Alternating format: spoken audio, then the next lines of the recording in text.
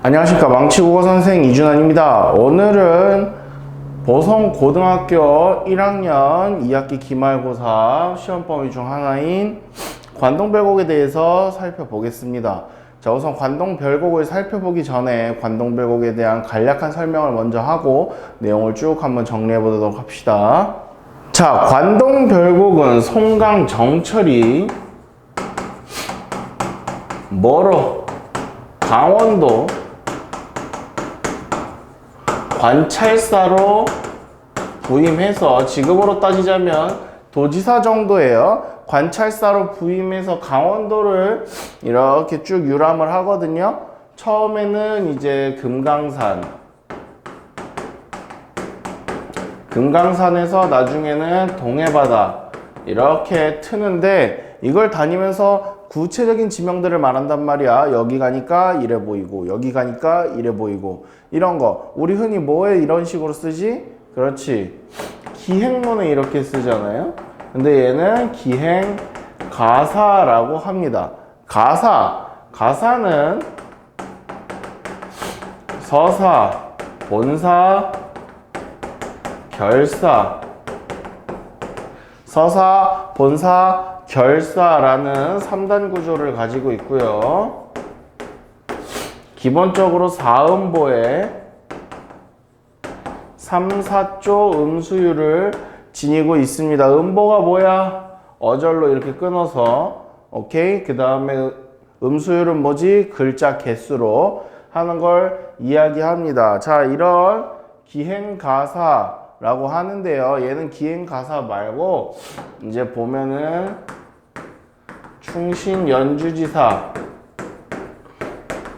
충신연주지사라는 건 충신이 뭔지는 알지? 연주는 주인, 즉 임금을 사모하는 이야기야. 즉 임금에게 충성하는 신하가 임금을 사랑하는 이야기. 뭐 그런 로맨스적이라기보다는 임금을 위한 마음이 큰 거를 흔히 사랑한다고 여기서는 표현을 하는 거예요. 충신연주지사에 해당하기도 하고요. 또한 강호한정가의 특징도 같습니다. 강호한정가란 무엇이냐? 강호는 원래 강과 호수라는 뜻인데요. 강과 호수로 하여금 얘는 무엇을 의미하냐? 자연 그 자체를 가리킵니다. 오케이? 한정은 한가롭게 논의는 정취, 즉 자연 속에서 한가롭게 논의는 정취를 노래한 노래가 강호한정가입니다. 이런 완벽한 강호한정가는 아니지만 그래도 강호한정가적 스타일을 가지고 있습니다. 자, 이때 간혹 물어보는 경우가 있어. 뭘 물어보냐면 자연 그 자체를 강과 호수라는 구체적인 몇 개로 나타낸 거잖아요. 이런 비유법을 뭐라고 하지? 대유법이라고 합니다. 대유법.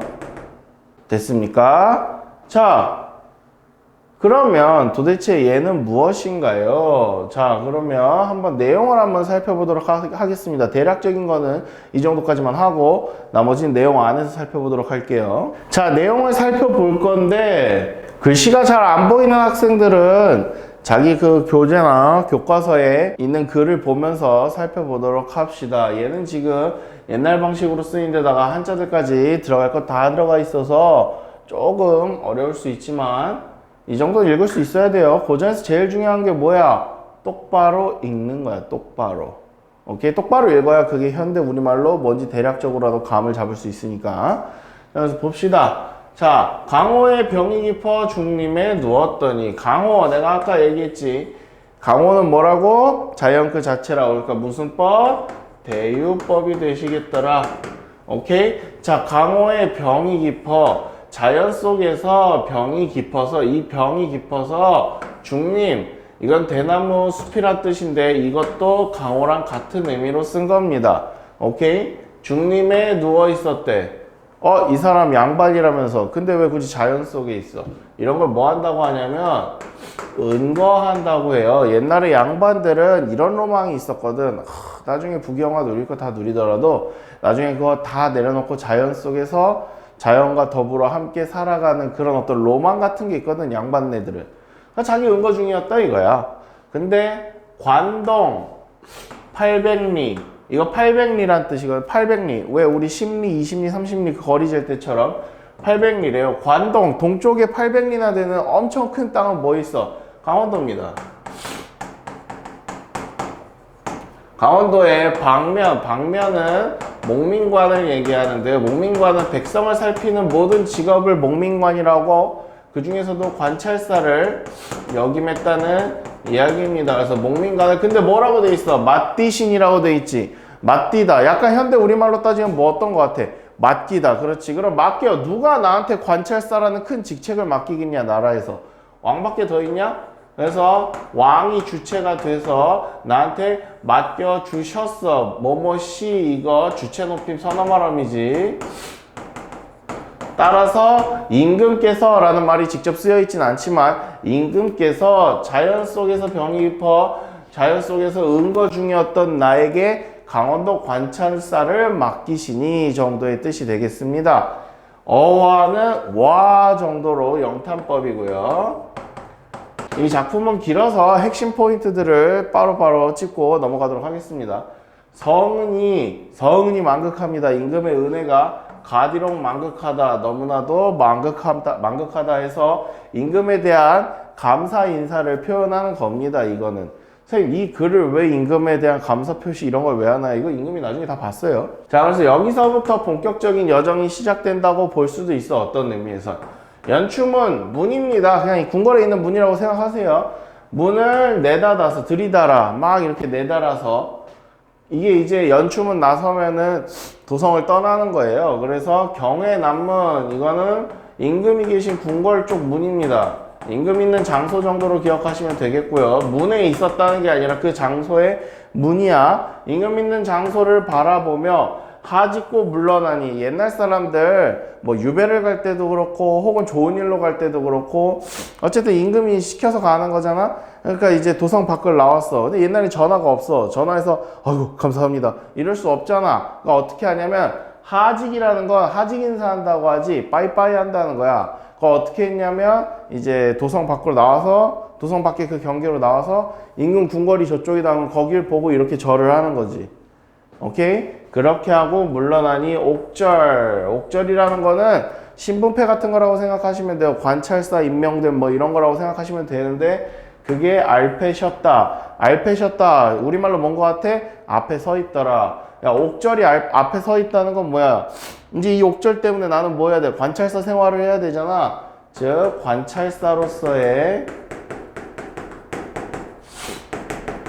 여정 정도가 이제 남았더라. 오케이?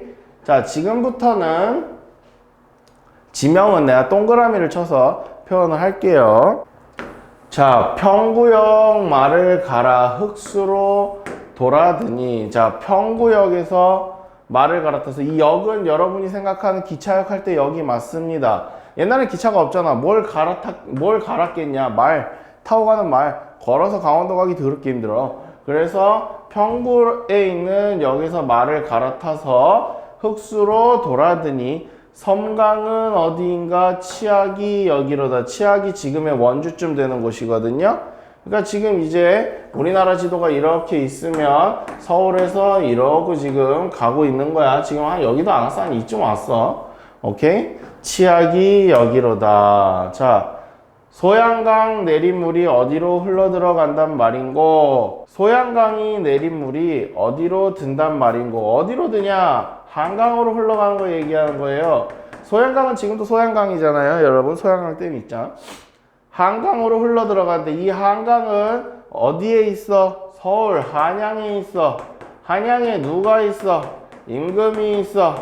즉 뭐야? 임금님 보고 싶다, 혹은 임금님을 걱정한다 라는 뜻이에요. 그래서 그런 게 뭐라면, 사자성어로는 연군지정이라고 합니다. 그래서 이 뒤에 좀 더 구체적으로 말해줍니다. 어떻게 말해주냐면, 고신, 거국에 이 고자가 고독할 때 고자야. 고독하다 할 때. 즉 외로운 신하가 거국, 나라를 떠나? 이 사람 뭐 우리나라를 떠난 거였어요? 아니야. 나라 국자는 나라라는 뜻도 있지만 수도란 뜻도 있습니다. 즉 외로운 신하가 한양을 떠나매. 오케이? 즉 이 외로운 신하가, 이 고신이 누구를 이야기하는 거겠냐? 화자 자신을 뜻하는 거고요. 내가 임금 계신 한양을 떠나니 백발, 흰머리가 하도 할시야. 자, 이 표현은 되게 많이 나오는데요. 고전에서 하다는요, do, just do it 하듯이 do, 그 하다 뜻이 아니고 많다는 뜻입니다. 백발이 많기도 많구나 라는 뜻입니다. 그러면 백발이 왜 많겠냐? 임금 걱정 때문에 그러지. 임금을 보고 싶어서 그러는 것도 있고. 계속 이제 뭐라고 해야 되나, 이런 표현하면 좀 그렇지만 임금 똥꼬 하는 거야. 보고 싶어요 이렇게. 자, 넘어가 봅시다. 동주밤 겨우새와 북관정을 올라하니. 뭔 뜻이냐? 동주는 지금의 철원 정도 돼요. 철원을 밤을 겨우 새서 북관정, 그냥 정자입니다. 정자. 그래서 그 정자에 올라가 보니, 오케이? 삼각산 제일봉이 함하면은 여차하면 베리로다, 보일 것 같다. 왜 굳이 삼각산을 이야기하냐? 여러분, 삼각산 제일봉은 한양에 있는 산이에요. 한양에 있는 산. 청와대 뒤에 있는 산이 있지. 그래서 삼각산 제일봉에 누가 있어? 임금 계신단 말이야. 아까처럼 임금 계신 한양을 뜻하는 겁니다. 임금 계신 곳이 조금만 하면 보일 것 같다는 건 임금에 대한 그리움입니다. 그래서 계속해서 임금에 대한 그리움, 사랑을 노래하고 있으니 계속해서 연군지정이 보인다고 보시면 돼요. 자, 그런데 여긴 어디야? 철원입니다. 아직 뭐래? 궁왕 대궐터에 오작이 지지개니. 궁왕, 궁의 왕을 의미하는 겁니다. 누구인가? 궁예, 누구야? 처음에 송악, 즉 개경에다가 나라를, 후고구려라는 나라를 세웠다가 미쳐가지고 철원으로 도읍을 옮겨서 나라를 마진이라고 했다가 나중에 태봉이라는 이름을 했다가 미쳐서 이제 여러분이 잘 아시는 그 관신법 써가지고 뭐 신련이 누구니 다 때려 죽이고 하다가 왕관한테 쫓겨나고 죽은 그 궁예 왕의 대궐터래요. 왜? 난 지금 어디 있어? 철원에 있지. 대궐터만 남았나 봐. 근데 그 역사적 기록에 보면 어마어마했다고 나오거든. 철원의 철원의 그 왕성이 어마어마했다거든. 근데 터만 남았어. 그리고 뭐래? 오작교라고 하잖아. 까치랑 까마귀. 애들만 지적인데 그 거대하던 왕성은 어디 가고 이제 새들이 나와서 있어. 그러니 뭐래? 천고의 흥망을 안 한다, 모르난다. 이 난다는 뭐뭐하는가 라는 의문문의 뜻이에요. 그래서 천고, 아주 옛날, 천년 전, 생각해봐. 조선시대 입장에서 특히나 정철은 임진왜란 시기 사람입니다. 임진왜란 시기 사람이에요. 그러니까 1500년대 사람이니까 16세기 사람이란 말이야. 근데 궁예가 나라를 세우고 한 건 900년대 일입니다. 즉, 얘 입장에서 거의 천년 전 사람이란 말이지. 천년 전에 흥망, 나라가 흥했다가 망했어. 궁예의 나라가 흥했다가 망한 것을 아는가 모르는가 해서 이런 느낌인 거지. 그렇게 어마어마했다던 나라도 세월이 이렇게 지나고 보니 볼품이 없구나. 아무것도 남아있는 게 없구나. 이런 허무함, 허망함을 느끼죠. 이런 걸 뭐라고 하냐면 망향지탄 혹은 맥수지탄이라고 합니다.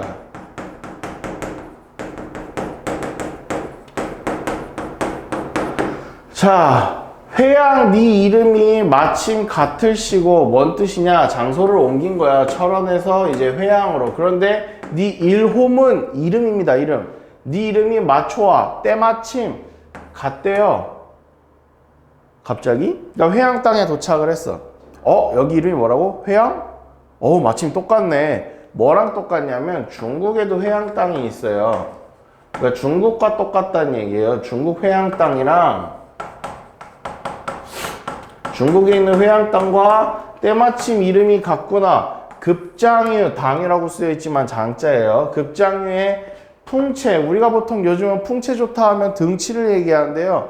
이때는 모습 정도라고 보시면 되거든요. 그러니까 급장유의 모습을 고쳐는 다시야. 다시 아니 볼 것인가 라는데 이게 약간 흐름이 이상해. 회양, 네 이름이 때마침 같구나. 급장유의 모습을 다시 아니 볼 것인가. 이상하지? 이게 고전에 읽는 사람들이 특히 관동별곡 이런 걸 초반에 어려워하는 이유는 갑자기 이렇게 뜬금없이 이 급장유라는 건 사람인데 중국고사에 나오는 인물이에요.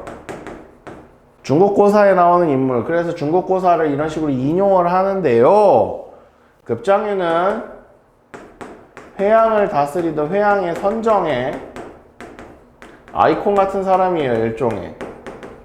뭐 자세한 고사까지는 필요 없으니까 내가 얘기는 안 하겠지만 이 중국 회양 땅에서 급장유란 사람이 선한 정치를 베풀었던 사람입니다. 그러니까 얘는 그 옛날 고사를 알고 있는 거야. 그러니까 여기가 회양이라고 그 옛날 급장유가 했던 그 회양 땅이랑 이름이 똑같다고? 어허, 웬 우연이야? 급장유, 나도 급장유처럼 할 수 있어. 나도 그렇게 할 거야. 라고 이야기하는 거야. 즉, 이 말인즉, 이 부분은 전체적으로 자신이 급장유처럼 선정을 베풀겠다는 선정에 대한 포부가 드러나는 부분이라고 할 수 있겠습니다. 자, 이제 봅시다. 자, 여기까지 해서 서사가 끝납니다. 서사, 본사, 결사라 그랬잖아. 서사가 여기까지 해서 끝나고요. 이제 본격적으로 금강산 얘기로 돌입합니다. 자, 영중이 무사하고 이 사람도 관찰사잖아. 이제 시간이 좀 지난 거야. 이때 이후로 세월이 좀 지나서 막 근무 열심히 했지. 그 사람이 근무하는 집무실 같은 거 옛날에 관영, 관청 이렇게 불렀잖아. 그 관영이 영중, 오케이? 그 관영이 무사하고 별일 없고 시간이 3월이래. 3월이면 언제냐? 봄이죠. 봄이 됐어. 그래서 화천의 시냇길, 그러니까 화천이라는 시냇길이 어디로? 풍악으로 뻗어 있대요. 오케이? 풍악이 어디야? 금강산입니다. 금강산의 이름은 총 4개가 있습니다. 각각의 계절별로 금강산은 이름이 4개가 있는데 풍악산이 그중 하나의 이름이에요. 자, 그럼 이제 어떻게 이걸 보고 마침 이렇게 시냇길이 뻗어 있구나 라고 생각하시면 되는데요. 봄이라서 이 꽃화자 이게 화천이 그냥 시내 이름이라고 생각해도 되고요. 내과 이름이라고 생각해도 되고 아니면 봄이잖아. 꽃이 만발해가지고 그 꽃이 시냇물처럼 쭉 가서 야, 이 꽃이 어디서부터 이어져 오는 거야? 봤더니 풍악산, 즉 금강산이 있더라 라고 이해하셔도 별 무리는 없습니다. 다음 봅시다. 행장을 다 떨치고 행장은 어디로 갈 준비 같은 거라고 생각하시면 되는데요. 옛날 사람들, 조선 사람들 어디 갈 때 이렇게 가 쓰고 뭐 대략 이렇게 해서 막대 하나 이렇게 짚고 오케이? 이런 식으로 해가지고 보면은 가방 같은 거 이렇게 해가지고 이렇게 오는 가방 메고 있잖아. 이렇게 여기 이제 집신도 좀 달려 있고, 그치? 그래서 요렇게 하고 요러 다니잖냐. 요러고 그림 내가 못 그려서 그냥 대충 그리는데 요런 식으로 하고 다니잖아. 이렇게 다닐 준비 다 하고 란 뜻입니다. 이럴 준비 다 하고 석경 돌로 된 좁은 길에 막대를 짚어가며 자 백천동을 곁에 두고 동굴입니다. 백천동을 곁에 두고 만폭동으로 들어가니 자 막대 짚어서 백천동부터 금강산 안으로 들어간 겁니다. 여러분 나도 금강산을 직접 간 적은 없고 지금 수업을 듣는 학생들 중에서도 금강산을 직접 가본 사람은 아마 거의 없을 거예요. 왜? 북한 땅입니다. 만약에 갔다면 조사받아야 될 수도 있어요. 합법적으로 갈 수 있었던 거는 금강산 그 관광 북한하고 맺어서 했던 그건데 내가 알기로는 지금 그거 못 가거든. 근데 금강산이 그냥 동네 야산이라고 생각하시면 큰일 나요. 금강산 12,000봉이라는 얘기가 있을 정도로 금강산은 규모가 되게 큽니다. 백천동을 옆에 두고 만폭동에 들어가니 은 같은 무지개 옷 같은 용해초리 섣떨며 뿜는 소리 심리에 자자하니 들을 째는 우레러니 본인은 눈이로다. 자, 뭐 대략적으로는 알겠죠. 은 같은 무지개 뭐뭐 같은은 뭐냐 뭐뭐 같은은 직유법이죠. 은은 뭐냐 은 흰색이야. 그리고 옥 이것도 흰색이야. 그래서 둘 다 흰색 이미지. 둘 다 어떤 이미지도 있어. 맑고 깨끗한 이미지. 자, 옷 같은 용의 초리. 초리가 뭐냐? 꼬리입니다. 그럼 용이 진짜 살았어요? 그럴 리가 있나? 용의 꼬리는 옛날에 뭐 지금이야 뭐 대략 이렇게 표현하겠지만 옛날에 멋있는 그림들 같은 거 보면 막 이렇게 해가지고 막 되게 갈래갈래 되게 세세하게 막 이렇게 붓처럼 표현했단 말이야. 이게 폭포에서 떨어지는 물처럼 보였나 보지. 즉 용의 꼬리는 무엇을 비유한 거야? 폭포를 비유한 겁니다. 자, 여러분 여기서 잠깐 비유법에 대해서 살펴보고 넘어갈게요. 자, 폭포 그리고 용의 꼬리, 뭐를 비유하고 싶었던 거냐? 폭포를 꼬리에다 비유하고 싶었던 거야. 그치? 그럼 무엇을 생각해 볼 수 있어? 폭포가 꼬리로 비유된 거죠. 이렇게 비유할 원래 애를 원관념이라고 부르고요. 비유하려고 끌어온 애를 보조관념이라고 부릅니다. 원관념과 보조관념. 자, 이렇게 할 때 이걸 둘 다 써도 되지만 원관념을 생략하는 경우도 있어요.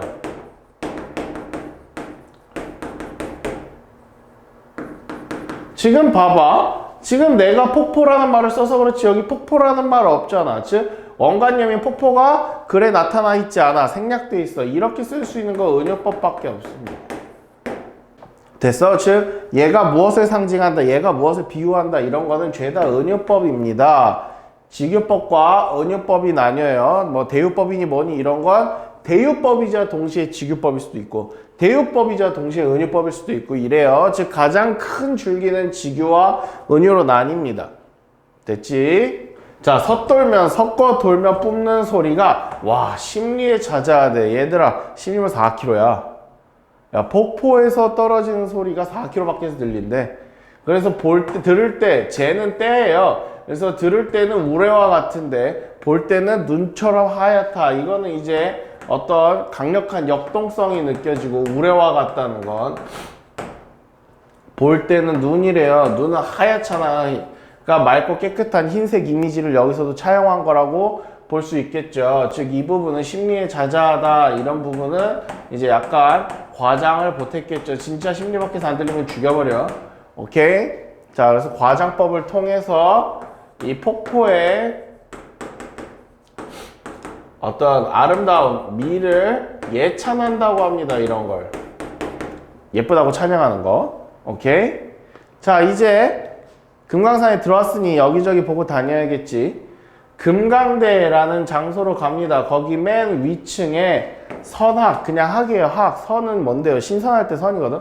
학이 삿기 치니 새끼 쳤대.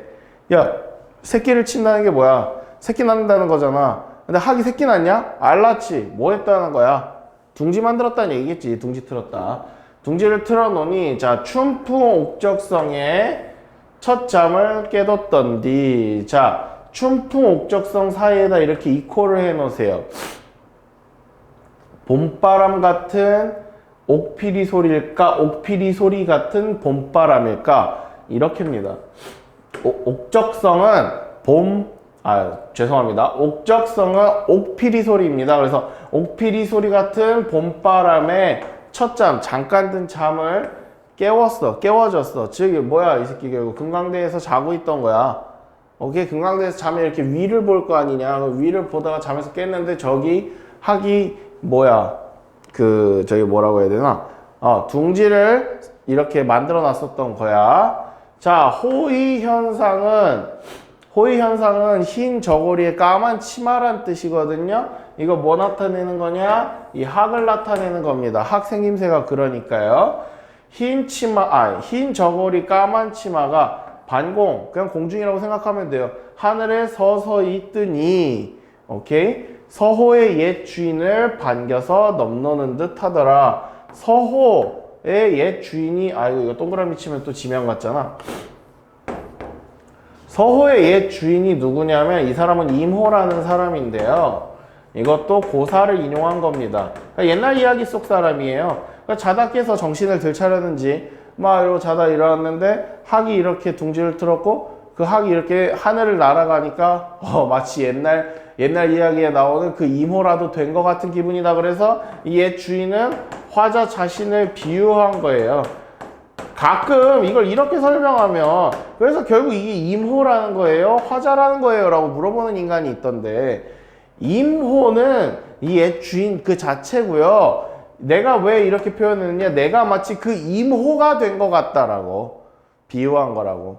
알았지? 이게 옛날 고사에 보면 뭐 자세하게 얘기하기 그렇고 이모라는 사람이 학을 이렇게 입양했다고 해야 되나? 그래가지고 새끼처럼 길렀었어. 그리고 서울하는 데 있었어. 그래서 새끼처럼 자식처럼 길렀으니까 학이 잘 따랐겠지. 그래서 이모가 가면 막 학이 좋다고 춤추고 날아다니고 뭐 이랬다는 이야기가 있거든.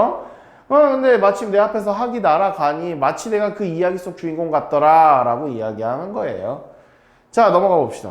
자, 보자. 자, 소향로, 대향로 다 그냥 지명이에요. 눈 아래 굽어보고, 눈 아래 굽어봤다는 거 어디 높은 데서 봤나 보죠. 그리고 정향사에 있는 진헐대에 고쳐 다시 올라가서 앉은 말이라는 건 앉아서 한 말이라는 뜻입니다. 즉 이제 요거는 화자 자신의 대사라는 거야. 여산 진면목이 여기야 다 배는다. 자, 여산은 중국에 있는 산입니다. 중국산. 중국에 있는 산인데 보통 이제 아름다움의 극치거든. 아름다움 그 자체를 상징하는 거야. 자연의 아름다움을 이야기할 때 여산이 많이 거론이 돼요. 우리나라 작품에서도. 왜냐하면 이제 이태백이라는 시인, 이 작품에도 나오겠지만 이태백이라는 시인이 아주 유명한 시인인데 중국에. 근데 그 시인이 여산의 그 어떤 산세의 아름다움, 어떤 자연의 아름다움을 엄청 칭송한 시가 조선에도 넘어왔으니까요. 그래서 조선 사람들도 뭔가 자연의 아름다움 하면 여산을 떠올리곤 합니다. 그런데 뭐래? 그 여산의 진면목이 내가 여산에 있냐? 아니야, 금강산에 있잖아. 진면목이 여기서 다 보인대. 뭐야? 금강산을 예찬하는 거야, 결국. 여산 안 가도 되네. 금강산이 여산만큼이나 아름답네. 지금 여기서 다 보이네. 이런 식으로. 어와 영탄법이라고 했죠. 자, 조화옹은 조물주를 뜻하는 거예요. 갑자기 웬 조물주? 헌사토 헌사할시. 아까 뭐 있어? 아까 뭐 했었지? 이 비슷한 말투? 하도할시야 했었지. 많기도 많구나라는 뜻이었었지. 이거 헌사하기도 헌사하구나야. 근데 헌사하다가 무슨 뜻이냐? 야단스럽다는 뜻이에요.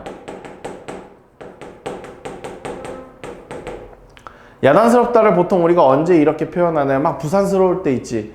즉 뭐야? 혹은 뭔가를 오버할 때 되게 야단스럽다고 하거든. 즉 조물주가 너무 오버해서 만들었다는 뜻이야. 그만큼 너무나 아름답다. 그래서 금강산을 예찬하는 표현입니다. 그래서 금강산에 이제 산세를 표현하는데, 산세가 뭐냐면 산의 이런 형태 정도라고 생각하시면 되거든요. 그 산세를 뭐라고 표현하냐? 날거든 뛰지나 말든가. 즉 이렇게 높게 날거든 막 이렇게 뛰지나 말든가, 서 있거든 솟지나 말든가. 즉 이런 식으로 산세가 이런 식으로 생겼다라고 표현을 하는 겁니다. 그리고 이거는 비슷한 문장이 반복되는 대구법이라고 볼 수 있겠지요. 자, 부용을 꽂았는 듯, 배곡을 묶었는 듯, 동명을 박차는 듯, 북극을 괴왔는 듯 해서 여기도 이제 대구인데요. 대구이자 동시에 산세를 마저 비유하는 건데, 부용, 연꽃을 꽂아놓은 듯, 배곡, 흰 옥을 묶어놓은 듯, 동명, 동해바다를 박차는 듯. 왜? 여기 강원도니까 여기 동해 아니냐? 근데 여기 이렇게 툭 튀어나와 있어. 여기서 보기에는, 여기 있는 사람이 보기에는 오, 동해바다를 박차고 튀어나왔다, 이렇게 표현을 한 거예요. 참신하죠? 북극, 이거 여러분이 생각하는 북극 아닙니다. 오, 조선시대 때 북극의 존재를 눈치채고 있었어. 그거 아니야. 실제로 눈치챘는지 어땠는지까지는 나도 모르겠는데, 이 북극은 그냥 북쪽을 가리키는 거예요. 왜냐하면 얘가 이렇게 높게 올라가 있는 산이잖아. 그러니까 그거를 괴다는 턱을 괴다할 때 괴다입니다. 받치고 있는 듯. 오케이? 그렇게 이 금강산이 이러한 모습이더라. 너무나도 아름답고 대단하고 기상이 어마어마하더라를 설명하는 거라고 생각하시면 됩니다. 봅시다. 자, 여기 지금 글자 하나가 빠졌는데 이게 높다가 빠졌거든. 그래서 높을 쉬고 망고대 외로울시야 혈망봉이. 자, 망고대랑 혈망복, 여러분 그 착각하면 안 되는 게, 잘 봐봐. 하늘을 추미러 무슨 일을 사로리라. 천만겁 지나도록 굽힐 줄 모르난다. 어와 너여이고 너 같으니 또 있는가. 이렇게 되어 있죠. 이건 직접 간 거 아니에요. 직접 간 장소가 아니라서 내가 동그라미를 안 쳤는데, 그냥 봤을 때 높게 있는 망고대 대는 이제 정자 같은 건데 뚜껑 없는 정자라고 생각하시면 돼요. 그냥 평상 같은 거. 혹은 뭐 왜 우리 산 같은 데 보면 무슨 데 하는 장소 같은 거 있잖아. 그런 장소라고 볼 수도 있고요. 외롭거나 혈망봉, 봉은 봉우리잖아요. 외로운 혈망봉이 하늘을 추미러는 하늘에 치달아서 무슨 일을 사로다는 아뢰다거든.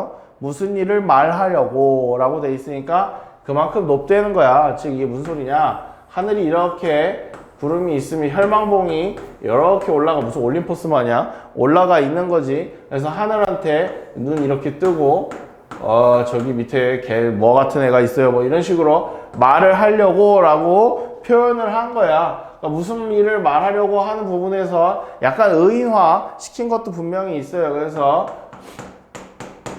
의인화 시킨 부분이 있습니다. 그런데 중요한 건 이 부분에 중요한 거 의인화보다도 천만거 그 수없이 많은 시간이 지나도록 뭐래? 굽힐 줄을 모르는가. 자, 굽히지 않는다. 조선시대에서 아주 중요한 겁니다. 굽히지 않는다. 뭐야? 결국 지조와 절개를 지키는 어떤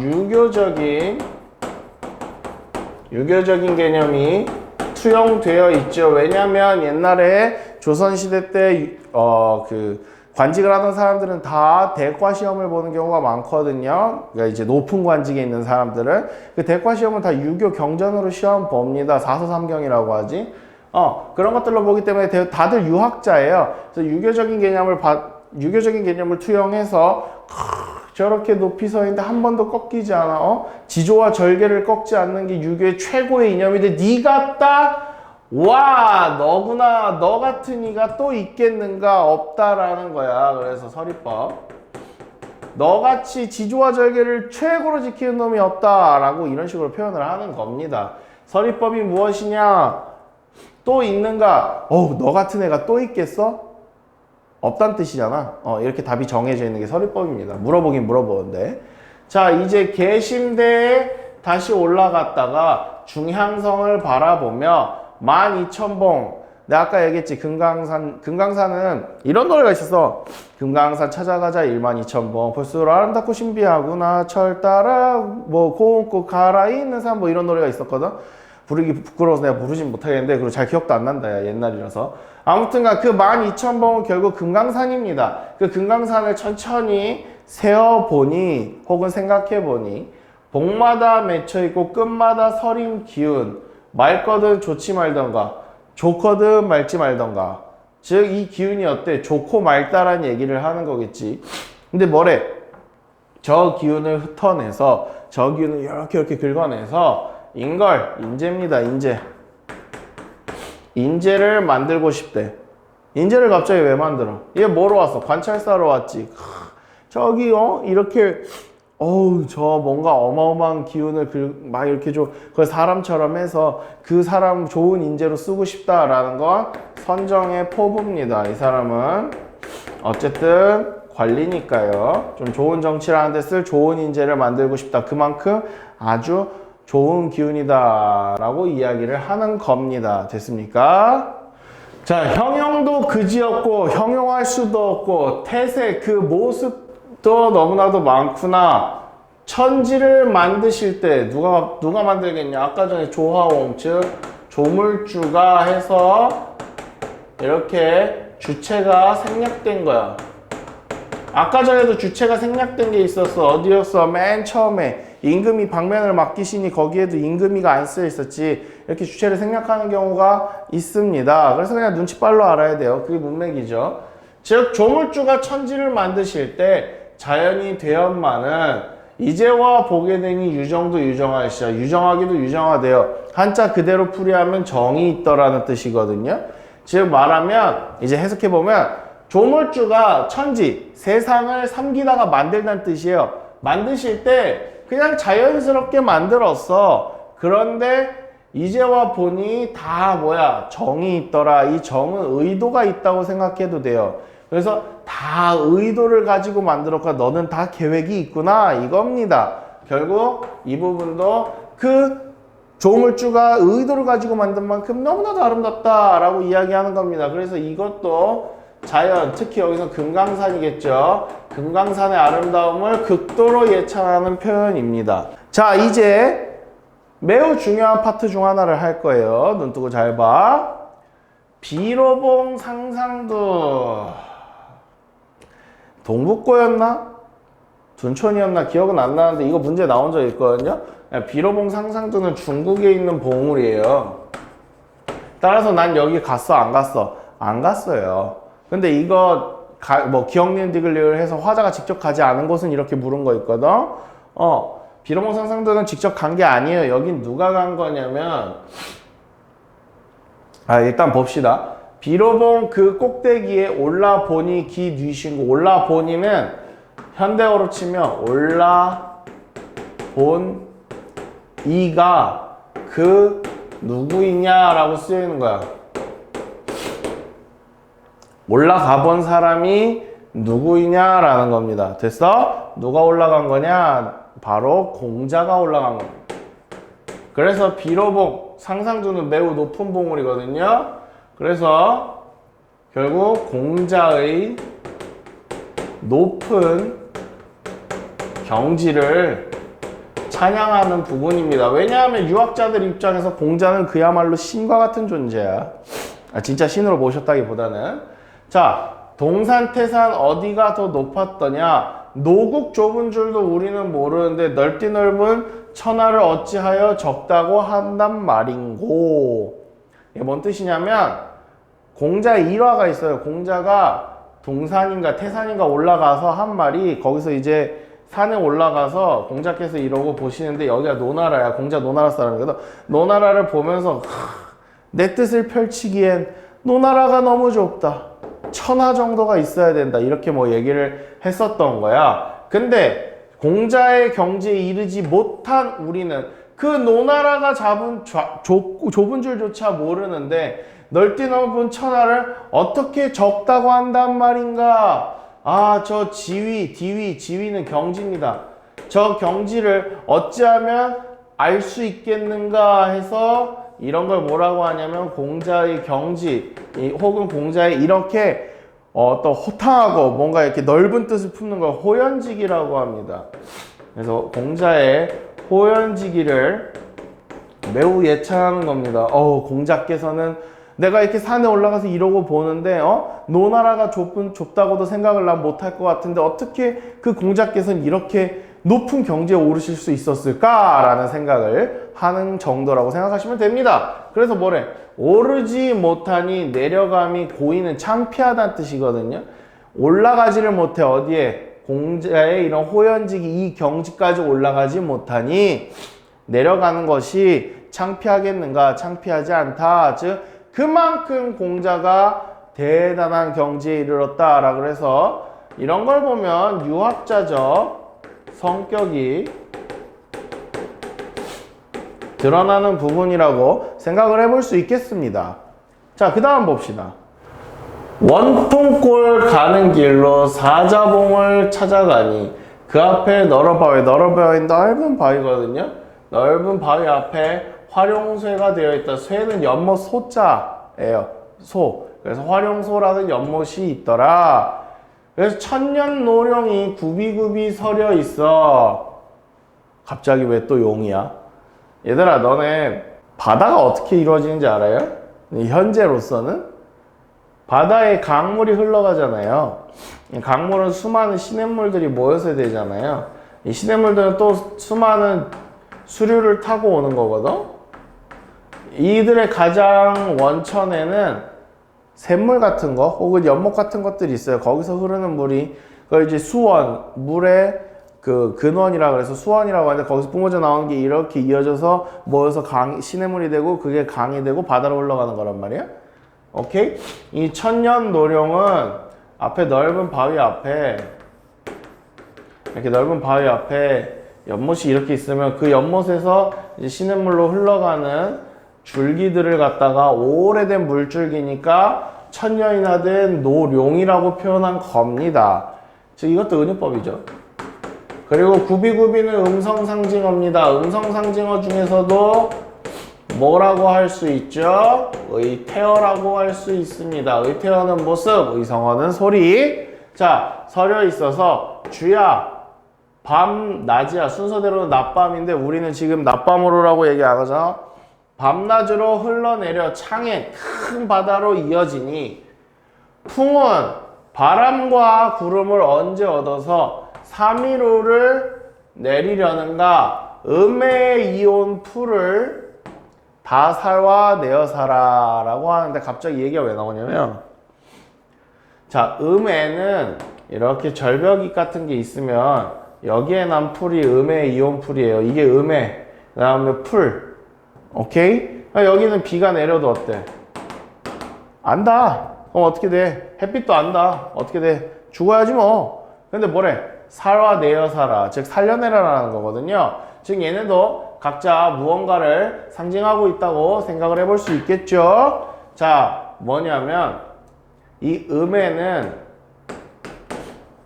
임금의 은혜가 닿지 않는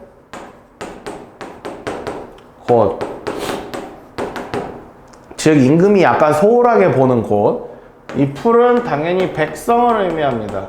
즉 임금의 은혜가 채 닿지 않는 곳에 사는 백성들을 살려내라 라고 얘기하는 거예요. 즉 뭐야? 선정에 대한 포부이고요. 또 이거 누구한테 하는 얘기기도 합니까? 임금한테 하는 얘기기도 해요. 잘 좀 하세요. 근데 이 앞에 얘는 뭔데? 3일후가 결국 임금의 은혜라고 볼 수 있습니다. 3일후가 내리면 산다며. 오케이? 3일 동안 내리는 비가 내리면 살아난다며. 따라서 이게 임금의 은혜야. 근데 임금이 은혜를 베풀려면 뭐가 필요해? 바람과 구름이 필요해. 이 바람과 구름이 뭐야? 충신. 즉 누구 얘기하는 거야? 화자 자신을 뜻하는 겁니다.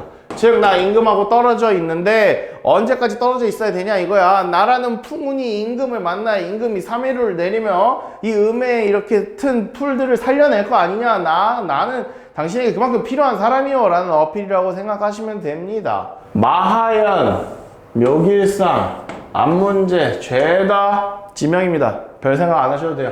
넘어가서 외나무 썩은 달이 지나서 불정대에 올라가니 천심절벽이라는 거는요, 절벽은 절벽인데 엄청 깊은 절벽이야.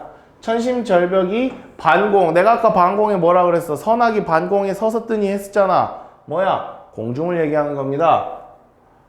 그 절벽을 공중에 세워뒀대. 이게 무슨 소리냐면 그림으로 보여주자면 내가 불정대가 뭐 이런 식으로 뭐가 있나 봐요. 거기 올라가서 이러고 보는데 그 앞에 뭐 내가 이렇게 있으면 그림을 잘 알아볼 수 있으려나 모르겠다. 이렇게 있으면 절벽이 그냥 공중에 있듯이 막 이렇게 펼쳐져 있는 거야. 이런 식으로. 이렇게 절벽이 이런 식으로 있으니까 내 입장에서 절벽을 공중에 띄워놓은 것처럼 보이는 겁니다. 그리고 뭐라고 하냐면 은하수 한 구비래. 은하수 이거는 이렇게 그리면 안 돼. 이건 이렇게 그려줘야지. 은하수가 보이려나 모르겠다. 은하수가 이렇게 지나가는겨. 즉 시간적 배경은 아마도 밤이겠거니 알 수 있습니다. 됐습니까? 그 은하수 한 구비를 촌촌히 착착착착 베어내서 실같이 풀쳐내서 배같이 걸고 있다라고 하는데요. 이거 다 실제로 말이 안 되죠. 은하수를 어떻게 베니? 뭐 메테오 맞을 일이니? 베어내서 실같이 딱 풀어헤쳐서, 그러니까 옛날에 이게 지금 보면 천같이 생겼잖아. 그러니까 마치 일종의 천에 비유한 거야. 그러니까 천이라고 하면 좀 너무 없어 보이나? 비단? 그러니까 아름다운 천 같은 거에 비유했다고 생각하면 되는데요. 즉 뭐야? 이 밤에 절벽이 있고 은하수가 펼쳐져 있는 모습을 이렇게 대단하게 예찬하고 있는 겁니다. 이해 갔습니까? 이거 가끔 황진희 씨랑 비슷하다고 이거 관념의 구체화라고 생각을 하는 사람들이 있던데요. 관념의 구체화는 아니에요. 관념이 아니에요. 은하수는. 오케이? 그냥 은하수를 마치 비단이나 천과 같은 걸로 비유해서 표현을 한 겁니다. 자, 근데 이 뒤에 말이 뭐냐면 도경 12굽이 내 봄에는 여러히라. 뭔 소리냐면 도경이라는 책이 있어요. 중국 책이 있는데 거기에 이 장면이 그려져 있는 거야. 그게 무슨 소리예요? 그러니까 정철이 이렇게 경험한 게 도경에 그려져 있는 게 아니고 도경에서도 절벽에 은하순위 해서 이런 그림이 이미 있었던 거야. 근데 자기가 겪어보니 내가 보기에는 그림이니까 이걸 어떻게 표현이 안 되잖아. 그러니까 12줄로 그렸나 봐요. 도경에서는 12줄로 그렸는데 내가 보기엔 12줄보다 더 많더라 라고 이야기하는 겁니다. 즉 중국에서 표현하는 것보다도 더 아름다움을 강조하는 겁니다. 즉 중국보다 아름답다라고 이야기를 하고 싶은 거라고도 볼 수 있겠습니다. 자, 그림 전반적으로 이해 같이 지울게. 자, 이덕선. 이 양반이 이태백입니다. 아까 얘기했던 중국의 유명한 시인. 이태백이 이제 있어. 지금 있어서 라는 뜻이거든요. 왜냐면 이 사람은 몇백 년 전 사람이에요. 이 사람이 있어서 다시, 고처가 다시랬지. 다시 의논하게 되면 여산이 여기 도고는 보다야. 여기보다 낫단 말 못하려니. 야, 여산이 여기보다 낫다고. 이태백이 살아서 여기를 본다면 그리고 나랑 얘기하면 여산이 여기보다 낫다고는 말 못할 것이다. 그만큼 금강산의 아름다움을 예찬합니다.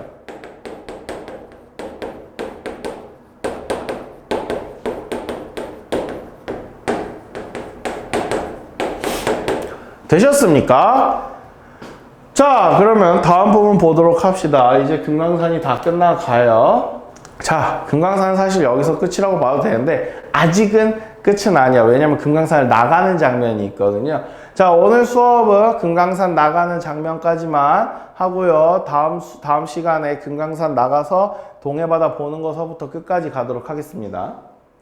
자, 산중을 매양 보랴. 야, 산만 맨날 보냐? 라는 뜻이에요. 즉 서리법이지. 그렇게 할 수는 없다. 동해로 가자. 동해로 가자. 그래서 남여 완보하야. 남여 가마를 타고 천천히 가서 산영로에 올라가니. 자, 일단 가마. 갑자기 왜 가마? 이건 신분을 보여주는 요소입니다.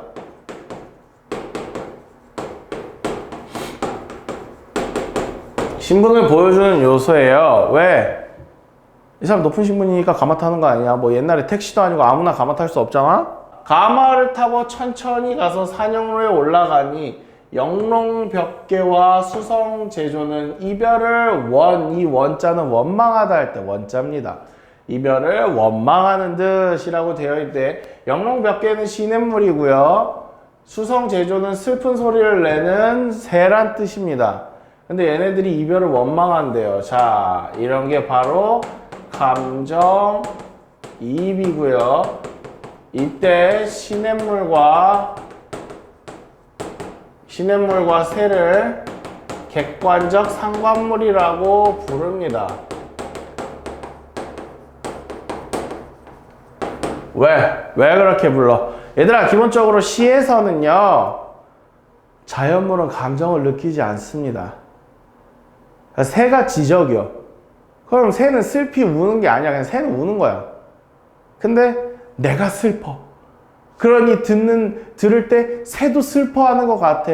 그러니까 새한테 내 슬프다는 감정을 때려박아서 새가 슬프게 운다라고 표현하는 거야. 이런 게 감정이입입니다. 뭐 이런 경우도 있지만 전혀 반대의 감정을 이입하는 경우도 있긴 해요. 그런데 객관적 상관물이라는 건 뭐냐면 내가 얘를 봤어. 아, 이거 보니까 옛날 생각나서 기분 더러워. 뭐 이랬다고 쳐봅시다. 그럼 이게 객관적 상관물이에요.